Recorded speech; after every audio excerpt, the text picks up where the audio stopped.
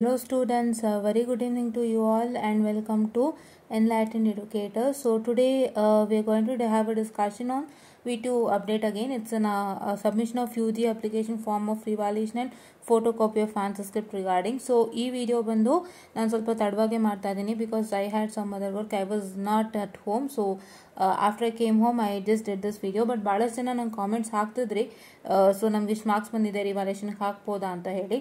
So ಅದ್ರ ಬಗ್ಗೆನೂ ಕೂಡ ಹಲವಾರು ಕ್ಲಾರಿಫಿಕೇಶನ್ಸ್ಗಳನ್ನ ಕೊಡ್ತೀನಿ. So please to watch the video till end. Fine, okay. So ಏನಂತ ಹೇಳಿದ್ರೆ submission of UG application form for evaluation and photocopy of answer script regarding so schedule for submission of application for evaluation and photocopy of answer script of UG program for the December 2023 Jan 2024 examination are stated below. So schedules are given here. Start of online submission of evaluation and photocopy of answer script application by the colleges is 12/3/2024 ಇಂದ start ಆಗ್ತಾ ಇದೆ. 12th ಇಂದ start ಆಗ್ತದೆ. So 12th ಇಂದ ನಿಮ್ಮ evaluation and photocopy of answer script applications ನ ನೀವು start ಮಾಡಬಹುದು. You can just apply starting from 12th. Okay, and last date for online submission of revaluation and photocopy of answer script application. So last date ನೀವು apply ಮಾಡಲಿಕ್ಕೆ 14/3 ಇದೆ. and submission of revaluation and photocopy of answer script application with penalty of ₹500 ಅಂತ ಹೇಳಿದ್ರೆ it is 15/3/2024 to 16/3/2024 ₹500 penalty ಕಟ್ಟಿ ಮಾಡ್ತೀನಿ ಅಂದರೆ ಈ date ಒಳಗಡೆ ಮಾಡ್ಕೊಳ್ಬೇಕಾಗತ್ತೆ. and last date for the submission of fee collected will be intimated later. ಅಂದರೆ ಅದು ನಿಮ್ಮ ಡಿಪಾರ್ಟ್ಮೆಂಟ್ನವ್ರು ಏನು ಫೀ ಕಲೆಕ್ಟ್ ಮಾಡಿರ್ತಾರಲ್ಲ ಆ ಕಾಲೇಜ್ನವ್ರು ಏನು ಫೀ ಕಲೆಕ್ಟ್ ಮಾಡಿರ್ತಾರಲ್ಲ ಆ ಫೀನ V2ಗೆ ಯಾವಾಗ ಸಬ್ಮಿಟ್ ಕೊಡಬೇಕು ಅನ್ನೋಂಥದ್ದನ್ನ V2ನವ್ರು ಇಂಟಿಮೇಟ್ ಮಾಡ್ತಾರಂತೆ. Okay, yeah, if you need any other details ಅಂತ ಹೇಳಿದ್ರೆ with respect to how much amount is for the revaluation and photocopy. ರಿವಾಲ್ಯೂಷನ್ಗೆ 600 ಬರುತ್ತೆ, ಫೋಟೋಕಾಪಿಗೆ 400 ಬರುತ್ತೆ. ಹೌದಾ, ₹600 and ₹400 ಬರುತ್ತೆ. ಸೊ ನೀವೇನು ಮಾಡ್ತೀರಾ ಅಂದರೆ ಇವಾಗ ಇದೇ matter. 600 is a huge amount actually. Before it was very less actually. Before ತುಂಬ ಕಮ್ಮಿ ಇತ್ತು. ಬಿಫೋರ್ ಈ ರೇಟ್ ಇತ್ತು ಅನ್ಕೋತೀನಿ, 400 ಇತ್ತು ಅನ್ಕೋತೀನಿ ಮುಂಚೆ. ಇವಾಗ 600 ಆಗಿದೆ. ಸೊ ಏನು ಮ್ಯಾಟರ್ ಅಂತ ಹೇಳಿದ್ರೆ ಭಾಳಷ್ಟು ಜನ ಕೇಳ್ತಿದ್ರಿ, ma'am we've got how much 12 marks ಬಂದಿದೆ ನಮಗೆ, ನಾನು ರಿವಾಲ್ಯೂಷನ್ಗೆ ಹಾಕ್ಬೋದಾ ಅಂತ. ಫಸ್ಟ್ ಆಫ್ ಆಲ್ ಈ question is based upon mathematics M1. So mathematics ಅಂತ ಹೇಳಿದಾಗ it includes formulas, it includes what I can see derivations and steps ಎಲ್ಲ ಇನ್ಕ್ಲೂಡ್ ಆಗುತ್ತೆ. ಸೊ ಒಂದು ಲೆಕ್ಕದಲ್ಲಿ ನೀವು ಕರೆಕ್ಟಾಗಿ ಎಲ್ಲ ಸ್ಟೆಪ್ಸನ್ನು ಮಾಡಿದರೆ ಫುಲ್ ಆನ್ ಫುಲ್ ಮಾರ್ಕ್ಸ್ ಕೊಡ್ತಾರೆ, ಇಲ್ಲ ಅಂದರೆ ಕೊಡೋದಿಲ್ಲ. ಸೊ ಪ್ರಾಬ್ಲಮ್ಯಾಟಿಕ್ ಸಬ್ಜೆಕ್ಟಲ್ಲಿ ಮೇನ್ ಏನು ಅಂತ ಹೇಳಿದ್ರೆ you have to do the problems correctly. You need not to miss any of the step. ನಾನು ಇಲ್ಲಿ ಬರೋದು ತೋರಿಸ್ತೀನಿ ನೋಡಿ, ಡೋಂಟ್ ಟೇಕ್ ಮೀ ರಾಂಗ್, ಇದರಲ್ಲೇ ಬರೀತಿದ್ದೀನಿ ಅಂತ ಹೇಳಿ ನೋಟಿಫಿಕೇಶನ್ ಮೇಲೇ. Okay, ya, I will tell you what is the matter. ಕರೆಕ್ಟಾಗಿ ಕೇಳಿಸ್ಕೊಳ್ಳಿ. ಪ್ರಾಬ್ಲಮ್ಸು ಸ್ಟೆಪ್ಸು ಕರೆಕ್ಟಾಗಿದ್ದರೆ ಫುಲ್ ಆನ್ ಫುಲ್ ಮಾರ್ಕ್ಸ್ ಸಿಗುತ್ತೆ. ಡಿರೈವೇಷನ್ ಕರೆಕ್ಟ್ ಆಗಿದ್ದರೆ ಫುಲ್ ಆನ್ ಫುಲ್ ಮಾರ್ಕ್ಸ್ ಸಿಗುತ್ತೆ. ಆ್ಯಂಡ್ ನೀವು ಎಲ್ಲೆಲ್ಲಿ ಕಳ್ಕೊಳ್ತೀರಾ ಅಂತ ಹೇಳಿದ್ರೆ if you miss any SI unit ಅಂತ ಏನಾದ್ರು ಇತ್ತು ಅಂತ ಹೇಳಿದ್ರೆ ಒಂದು ಪರ್ಟಿಕ್ಯುಲರ್ ಇದಕ್ಕೆ, ಸೊ ಆ SI ಯೂನಿಟನ್ನು ನೀವು ಬಿಟ್ಟಾಗ ಸೊ ಏನಾಗುತ್ತೆ ಅಂತ ಹೇಳಿದ್ರೆ ಅಲ್ಲೂ ಮಾರ್ಕ್ಸ್ ಕಟ್ ಮಾಡ್ತಾರೆ. ಸೊ ಇಷ್ಟು ಇರಬೇಕು. ಸೊ ಪ್ರಾಬ್ಲಮ್ ನೀವು ಯಾವುದೇ ಮಾಡಿದ್ರು ಸ್ಟೆಪ್ಸ್ ಕರೆಕ್ಟಾಗಿರಬೇಕು. And you should arrive with a proper final answer. And your derivation should be proper. ನೀವು ಡಿರೈವೇಷನ್ ಪ್ರತಿಯೊಂದು ಸ್ಟೆಪ್ಸು ಪ್ರಾಪರ್ ಇರಬೇಕು. ಆ್ಯಂಡ್ ಯಾವುದೇ ಒಂದು ಆನ್ಸರ್ಗೆ SI ಯೂನಿಟ್ನ ನೀವು ಮಿಸ್ ಮಾಡ್ತು ಅಂದರೆ ಮಾರ್ಕ್ಸನ್ನು ಕೊಡೋದಿಲ್ಲ. So this all goes on with mathematics. So ಮ್ಯಾಥಮೆಟಿಕ್ಸಲ್ಲಿ ತುಂಬ ಜನ ಕೇಳ್ತಿದ್ರು, ಮ್ಯಾಮ್ ನನಗೆ 12 ಮಾರ್ಕ್ಸ್ ಬಂದಿದೆ ಮ್ಯಾಮ್, ಇವಾಗ ಇನ್ನು 6 ಮಾರ್ಕ್ಸ್ ಕೊಡ್ತಾರಾ, ನಾನು ರಿವಾಲ್ಯೂಷನ್ಗೆ ಹಾಕ್ಬೋದಾ ಅಂತ ಕ್ವಶನ್ ಮಾಡಿದ್ರಿ. ಸೊ ಫಸ್ಟ್ ಥಿಂಗ್ ಏನು ಅಂತ ಹೇಳಿದ್ರೆ, ಸೊ ನನಗೆ ಯಾರೊಬ್ಬರು ಕಾಮೆಂಟ್ ಮಾಡಿದರು. ಸೊ ಏನಂತ ಕಾಮೆಂಟ್ ಮಾಡಿದರು ಅಂತ ಹೇಳಿದ್ರೆ, ಮ್ಯಾಮ್ ಆ್ಯಕ್ಚುಲಿ ನಮಗೆ 12 ಮಾರ್ಕ್ಸ್ ಬಂದಿದೆ, ನಾವು ರಿವಾಲ್ಯೂಷನ್ಗೆ ಹಾಕ್ಬೋದಾ ಅಂತ ಜಸ್ಟ್ ಜನರಲ್ ಆಗಿ ಕೇಳಿದರು. So they did not even mention which subject is it. So ದಯವಿಟ್ಟು ಸಬ್ಜೆಕ್ಟ್ ಮೆನ್ಷನ್ ಮಾಡಿ ಗೊತ್ತಾಗುತ್ತೆ ಏನು ಮಾಡಬೇಕು ಅಂತ ಹೇಳ್ಬೋದು. And very first thing I have to tell you is that, so ಮ್ಯಾಥಮೆಟಿಕ್ಸಲ್ಲಿ ಇದಿಷ್ಟು ಇರೋದ್ರಿಂದ so there's a chance factor that you can pass your exams and revaluation. ಹೌದಾ, ಚಾನ್ಸ್ ಫ್ಯಾಕ್ಟರ್ ಅಂದರೆ ಯಾವತ್ತೂ ನೆನ್ಪಿಟ್ಕೊಳ್ಳಿ. ಸೊ ಎಲ್ಲಾನು ಪ್ರಾಪರ್ ಆಗಿದ್ರೆ ಅವ್ರು ಮತ್ತೆ ರಿವಾಲ್ಯೂಷನಲ್ಲಿ ಪಾಸ್ ಮಾಡ್ತಾರೆ, ಇಲ್ಲಾಂದರೆ ಇನ್ನೊಂದ್ಸತಿ ಬರೀಲೇಬೇಕಾಗುತ್ತೆ. ನಿಮಗೆ ಮೇಕಪ್ ಎಕ್ಸಾಮ್ ಅಂತೂ ಕೊಡ್ತಾರೆ. ಸೊ ಮೇಕಪ್ ಎಕ್ಸಾಮ್ನ ಬರೆದು ನೀವು ಪಾಸ್ ಆಗ್ತೀರಾ ಅಂತೆ, ಆಯಿತಾ. ಓಕೆ, ಸೊ ಮೇಕಪ್ ಎಕ್ಸಾಮ್ ಬಂದಿದೆ, ನಿಮ್ಮೆಲ್ಲರಿಗೂ ಗೊತ್ತು. ನಿಮ್ಮ ಸೀನಿಯರ್ಸ್ಗಳೆಲ್ಲ ಬರೆದಿದ್ದಾರೆ who are in 3rd semester ಅವರೆಲ್ಲ ಮೇಕಪ್ ಎಕ್ಸಾಮ್ ತೊಗೊಂಡಿದ್ರು. ಸೊ ಅವ್ರಿಗೆಲ್ಲ ಮೇಕಪ್ ಎಕ್ಸಾಮ್ ಇತ್ತು ಫಸ್ಟ್ ಇಯರಲ್ಲಿ. ಸೊ ಹಾಗಾಗಿ ನೀವೇನು ಮಾಡಬೇಕು ಅಂತ ಹೇಳಿದ್ರೆ, ಇವಾಗ ರಿವ್ಯಾಲ್ಯೂಷನಲ್ಲಿ ಆಗಲಿಲ್ಲ ಅಂದರೂ ಬೇಜಾರು ಮಾಡ್ಕೋಬೇಡಿ. ಮೇಕಪ್ ಎಕ್ಸಾಮ್ನ ಅನೌನ್ಸ್ ಮಾಡ್ತಾರೆ, ಅದನ್ನು ಅನೌನ್ಸ್ ಮಾಡಿದ ತಕ್ಷಣ ನೀವು ಖಂಡಿತ ಆ ಎಕ್ಸಾಮ್ಸ್ನ ತೊಗೊಂಡು ಕ್ಲಿಯರ್ ಮಾಡ್ಬೋದು. They will announce it very soon actually. So ನೋಡೋಣ ಈ ಸತಿ ಏನು ಮಾಡ್ತಾರೆ ಅಂತ. ನಮಗೆ ಲಾಸ್ಟ್ ಟೈಮ್ ಮೇಕಪ್ ಎಕ್ಸಾಮ್ ಹೇಳಿದ್ರು, ಸೊ ಅದಕ್ಕೊಂದು ಸರ್ಕ್ಯುಲರ್ ನಾನು ವಿಡಿಯೋ ಮಾಡಿದ್ದೆ ಅಂತ ಕಾಣುತ್ತೆ. ಈ ಸತಿ ನೋಡೋಣ, ಮೇಕಪ್ ಎಕ್ಸಾಮ್ ಅನೌನ್ಸ್ ಮಾಡ್ತು ಅಂತ ಹೇಳಿದ್ರೆ ಖಂಡಿತ ನಾನು ಅದಕ್ಕೊಂದು ಅಪ್ಡೇಟನ್ನು ಕೊಡ್ತೀನಿ. ದಯವಿಟ್ಟು ಅದನ್ನ ಬಳಸ್ಕೊಳ್ಳಿ.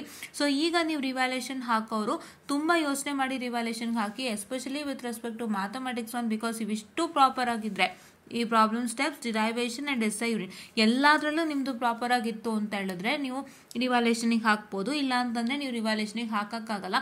ಸುಮ್ಮನೆ 600 ವೇಸ್ಟ್ ಮಾಡ್ಕೋಬೇಡಿ. ಬಿಕಾಸ್ ನೀವು 600 ಹಾಕ್ಬಿಟ್ಟು ನೀವು ನಂಬಿಕೆ ಇಟ್ಟು ರಿವ್ಯಾಲ್ಯೂಷನ್ಗೆ ಹಾಕ್ತೀರಾ, 600 ರೂಪೀಸ್ ಕಟ್ತೀರಾ, ಅದೇನಾದರೂ ನಿಮಗೆ ಪಾಸ್ ಆಗಲಿಲ್ಲ ಅಂತಂದಾಗ ಸೊ ನೀವು 600 ಲಾಸು, ನಿಮ್ಮ ನಂಬಿಕೆನೂ ಲಾಸ್ ಅಲ್ವಾ.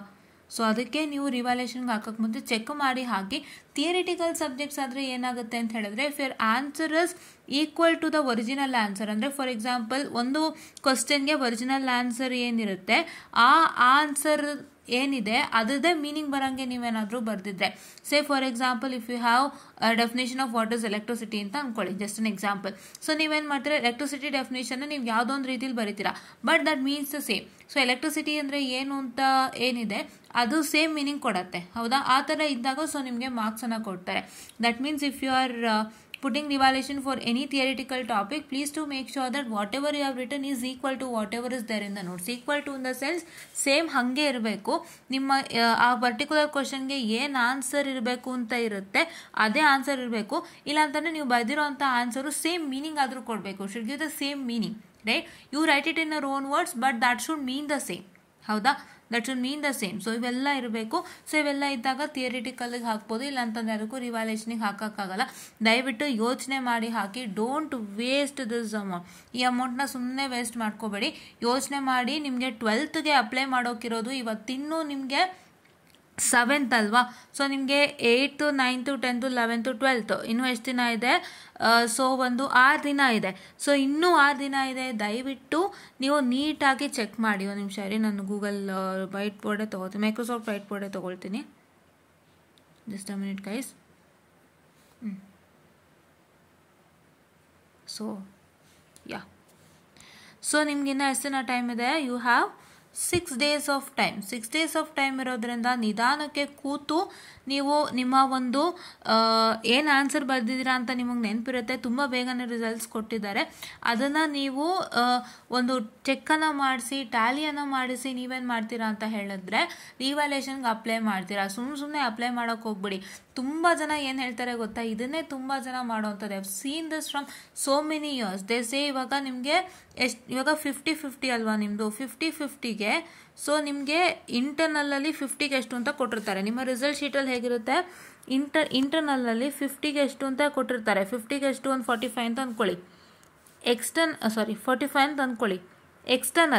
ಎಕ್ಸ್ಟರ್ನಲಲ್ಲಿ ನಿಮ್ಗೆ ಎಷ್ಟು ಕೊಟ್ಟಿರ್ತಾರೆ, ಒಂದು 12 ಕೊಟ್ಟಿರ್ತಾರೆ. So 12 is what failure. ನಿಮ್ಗೆ ಎಷ್ಟು ಬರಬೇಕು, 18 ಬರಬೇಕು. ತುಂಬ ಜನ ಏನು ಹೇಳ್ತಾರೆ, ನಿಮಗೆ 12 ಬಂದಿದೆ ಅಲ್ವಾ, ಇನ್ನು 6 ಮಾರ್ಕ್ಸ್ ಸಿಗುತ್ತೆ, ಹಾಕು ರಿವ್ಯಾಲ್ಯೂಷನ್ಗೆ ಅಂತ ತುಂಬ ಜನ ಹೇಳೋರಿದ್ದಾರೆ. But that is not the case. ಆ ಥರ ಯಾರು ಹೇಳಿದ್ರು ಕೇಳೋಕೆ ಹೋಗ್ಬೇಡಿ. ತುಂಬ ಜನ ಹೇಳ್ತಾರೆ 12 ಬಂದಿದೆಯಲ್ಲ, ಇನ್ನು 6 ಮಾರ್ಕ್ಸ್ ತಾನೇ ಹಾಕು, 6 ಮಾರ್ಕ್ಸ್ ಏನು ಕೊಡೋದಿಲ್ವ ಅವರು ಅಂತ ಹೇಳ್ತಾರೆ. ಇನ್ನು ತುಂಬ ಜನ ಹಂಗೆ ಹೇಳಿ ನಿಮಗೆ ಮಿಸ್ಗೈಡ್ ಮಾಡ್ತಾರೆ. ದಯವಿಟ್ಟು ಮಿಸ್ಗೈಡ್ ಆಗಬೇಡಿ. 6 ಮಾರ್ಕ್ಸ್ನ ಅವ್ರು ಸುಮ್ಮನೆ ಕೊಡೋದಕ್ಕಾಗಲ್ಲ. ನೀವು ಕಂಟೆಂಟ್ ಬರೆದಿತ್ತು ಅಂದರೆ ಅಕಸ್ಮಾತು ಬೇಕು ಅಂತಲೇ ನಿಮ್ಮನ್ನು ಎಕ್ಸಾಮಲ್ಲಿ ಫೇಲ್ ಮಾಡಿದರೆ ಅಂಥ ಟೈಮಲ್ಲಿ ನಿಮಗೆ +6 ಕೊಟ್ಟು ಪಾಸ್ ಮಾಡ್ತಾರೆ. ಈಗ ಫಾರ್ ಎಕ್ಸಾಂಪಲ್ ಅವ್ರು ಏನು ಮಾಡ್ತಾರೆ, ಎಷ್ಟೋ ಸತಿ ಕೆಲವರು ಕರೆಕ್ಟಾಗಿ ಕರೆಕ್ಷನ್ ಮಾಡಿರೋದಿಲ್ಲ, ಸುಮ್ಮನೆ ಹೆಂಗೋ ಕರೆಕ್ಷನ್ ಮಾಡಿ ಫೇಲ್ಡ್ ಅಂತ ನಿಮಗೆ ರಿಸಲ್ಟ್ ಕೊಟ್ಬಿಟ್ಟಿರ್ತಾರೆ. ಸೊ ಅವಾಗ ಏನು ಮಾಡ್ತಾರೆ, ನೀವು ರಿವ್ಯಾಲ್ಯೂಷನಿಗೆ ಹಾಕಿದಾಗ ಯಾರು ನಿಮ್ಮ ಪೇಪರ್ನ ಮತ್ತೆ ರೀಚೆಕ್ ಮಾಡ್ತಾರೆ ಅವರು ನಿಮಗೆ ಪ್ರಾಪರಾಗಿ ಒಂದು ಕರೆಕ್ಷನ್ ಮಾಡಿ ನಿಮಗೆ ಪಾಸನ್ನು ಮಾಡ್ತಾರೆ. ಸೊ ಆ ಥರ ಒಂದು ಚಾನ್ಸಸ್ಸು ಇದೆ. ಸೊ ಹಾಗಾಗಿ ನೀವೇನು ಮಾಡ್ತೀರಾ ಅಂತಂದರೆ ಫಸ್ಟು ನೀವು ಪ್ರಾಪರ ನೀವು ಕರೆಕ್ಟ್ ಅಂತ ಚೆಕ್ ಮಾಡ್ಕೊಳ್ಳಿ, ಆಯಿತಾ. ನೀವು ಪ್ರಾಪರ ನೀವು ಕರೆಕ್ಟ್ ಅಂತ ಚೆಕ್ ಮಾಡ್ಕೊಳ್ಳಿ. ಸುಮ್ಮನೆ ನೀವೇನು ಬರೀದೇನೆ ನನಗೆ 4 ಮಾರ್ಕ್ಸ್ ತಾನೇ ಅಲ್ಲಿ ಇಲ್ಲಿ ಅಯ್ಯೋ ಪಾಪ ಅಂತ ಕೊಡ್ತಾರೆ ಅಂತ ಏನಕ್ಕೂ ಅಂತ ಅಂದ್ಕೊಳ್ಳೋಕ್ಕೆ ಹೋಗಬೇಡಿ. ಅಯ್ಯೋ ಪಾಪ ಅಂತ ನಿಮ್ಗೆ ಯಾರು ಮಾರ್ಕ್ಸ್ ಕೊಡೋದಿಲ್ಲ, ಹೌದಾ.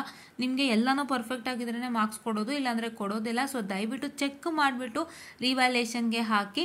ನೀವು ನೀಟಾಗಿ ಇನ್ನೂ 6 ದಿನ ಟೈಮ್ ಇದೆ, ನೀಟಾಗಿ ಕೂತ್ಕೊಂಡು ಚೆಕ್ ಮಾಡಿ.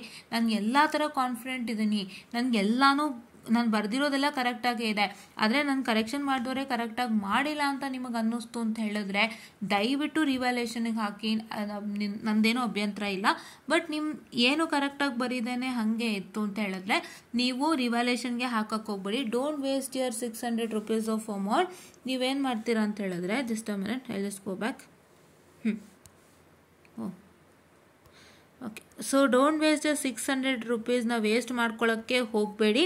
ಆ ಥರ ಏನಾದರೂ ಇತ್ತು ಅಂತ ಹೇಳಿದ್ರೆ ನೀವು ಕರೆಕ್ಟಾಗಿ ಬರೆದಿಲ್ಲ ಅಥವಾ ನೀವು ಕಾನ್ಫಿಡೆಂಟ್ ಇಲ್ಲ, ಯಾರೋ ಏನೋ ಹೇಳಿದ್ರು 6 ಮಾರ್ಕ್ಸ್ ತಾನೇ ಕೊಟ್ಬಿಡ್ತಾರೆ, 12 ಬಂದಿದೆ ಅಲ್ವಾ ನಿಮಗೆ, 4 ಮಾರ್ಕ್ಸ್ ಕೊಟ್ಟರೆ 18 ಆಗುತ್ತೆ, ಪಾಸ್ ಆಗೋಗ್ತೀಯಾ ಅಂತ ಹೇಳಿದ್ದಾರೆ ಅಂತ ಹೇಳಿಬಿಟ್ಟು ನೀವೇನಾದರೂ ರಿವ್ಯಾಲ್ಯೂಯೇಷನ್ಗೆ ಅಪ್ಲೈ ಮಾಡ್ತೀನಿ ಅಂದರೆ ಅದು ನಿಮ್ಮ ಮೂರ್ಖತನ. ಸೊ ದಯವಿಟ್ಟು ಮಾಡೋಕ್ಕೆ ಹೋಗ್ಬೇಡಿ, ಪ್ಲೀಸ್ ಚೆಕ್ ಮಾಡಿಬಿಟ್ಟು ಮಾಡಿ, ಆಯಿತಾ.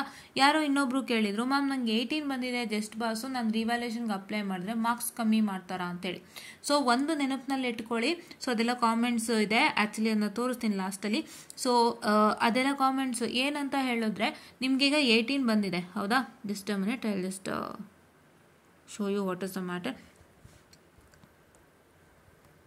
ನಿಮಗೆ 18 ಬಂದಿದೆ ಅಲ್ವಾ, you have passed your exams, ಮತ್ತೇನಕ್ಕೆ ನೀವು ರಿವ್ಯಾಲ್ಯೂಯೇಷನ್ಗೆ ಹಾಕಬೇಕು ಅಲ್ವಾ. ನೀವು ಪಾಸ್ ಆಗಿದ್ದೀರಲ್ವಾ, ಸುಮ್ಮನೆ ಇದ್ಬಿಡಿ, ಮತ್ತೇನಕ್ಕೆ ರಿವ್ಯಾಲ್ಯೂಯೇಷನಿಗೆ ಹಾಕ್ತೀರಾ. When you are pass don't put for revaluation. Because ಏನಾಗುತ್ತೆ ಅಂತ ಹೇಳಿದ್ರೆ, ಇನ್ನು 4 ಮಾರ್ಕ್ಸ್ ಬರಬೇಕು ಅಂತ ನೀವು ಹಾಕಿದ್ರೆ ಒಂದೊಂದ್ಸತಿ ನಿಮಗೆ ಬರ್ಬೋದು, ಇಲ್ಲ ಕಡಿಮೆನೂ ಆಗ್ಬೋದು ಹೌದಾ.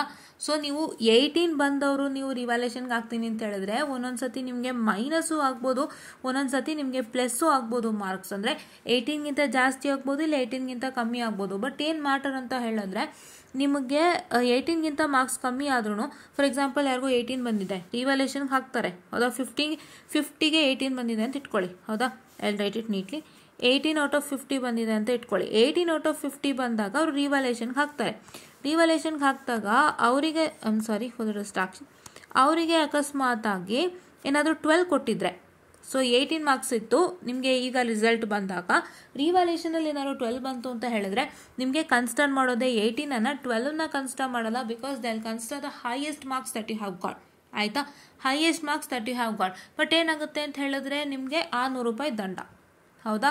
ಸೊ ನೀವೇನೋ ಅಂದ್ಕೊಂಡು ನನಗೆ 18 ಬಂದಿದೆ, ನನಗೆ ಇನ್ನೂ ಮಾರ್ಕ್ಸ್ ಬರಬೇಕು ಅಂತ ಎಕ್ಸ್ಪೆಕ್ಟೇಷನಲ್ಲಿ ನೀವು ರಿವ್ಯಾಲ್ಯೂಯೇಷನ್ಗೆ ಹಾಕಿರ್ತೀರಾ.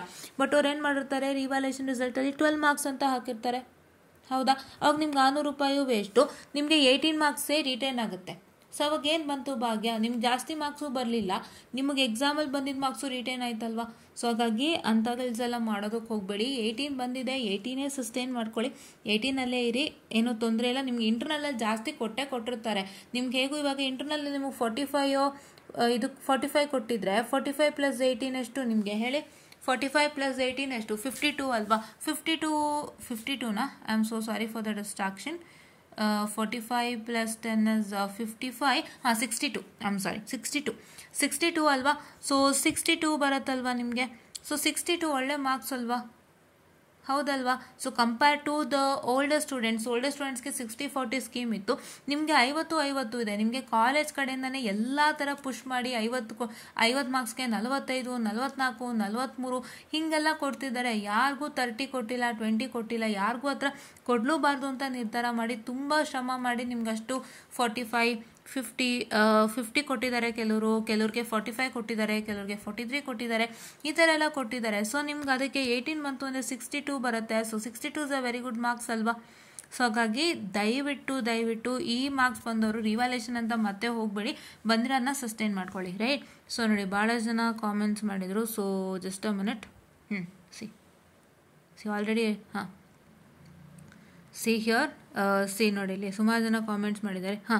This is the comment that I have got. See, just past 18 ಬಂದಿದೆ. If I apply for RVs, then any chances that my marks will reduce? Because some people are telling they'll consider highest marks. Please reply, ma'am. So ಈ ಥರ comments ಬಂದಿದೆ. So ಈ ಥರ ಕೆಲಸ ಎಲ್ಲ ಮಾಡೋಕ್ಕೆ ಹೋಗ್ಬಿಡಿ. I've seen one case where in ಯಾರಿಗೋ ಕರೆಕ್ಟಾಗಿ ಜಸ್ಟ್ ಪಾಸ್ ಮಾರ್ಕ್ಸೇ ಬಂದಿತ್ತಂತೆ. After he applied for evaluation he got 0 ಅಂತೆ.